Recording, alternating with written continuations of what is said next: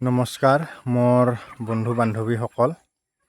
আজি হ'ল মোৰ মুৰ্গীৰ বয়স 29 ডেজ আৰু 29 ডেজত চাওক কিমানখিনি ডাঙৰ হৈছে।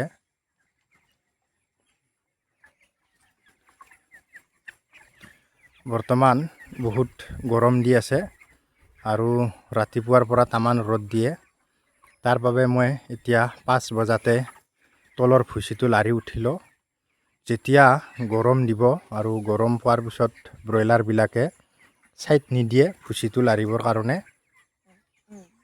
তাৰ বাবে এতিয়া মই 5 বজাতে ভুচিটো লাৰি উঠিলোঁ আৰু পানীত ড্ৰিংকাৰবিলাক অলপ চাফা কৰি দিলোঁ যাতে লেতেৰা পানী খাব নাপায়। আৰু অকল মাজৰ কটা চাফা কৰিব আছে।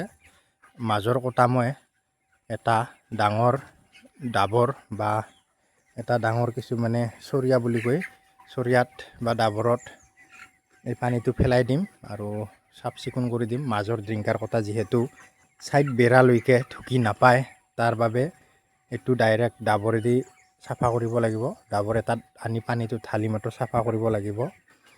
আৰু ৰাতি দানা দিছিলোঁ, ৰাতি দানা শেষে কৰিলে আৰু একো মই ভিটামিন খোৱা হোৱা নাই বৰ্তমান।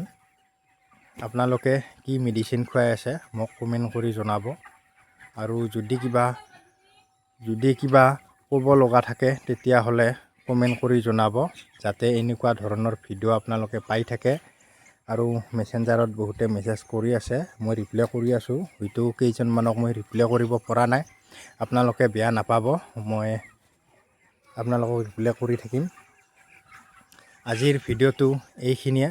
যদি কিবা ক'ব লগা আছে তেনেহ'লে কমেণ্ট কৰি নিশ্চয় জনাব।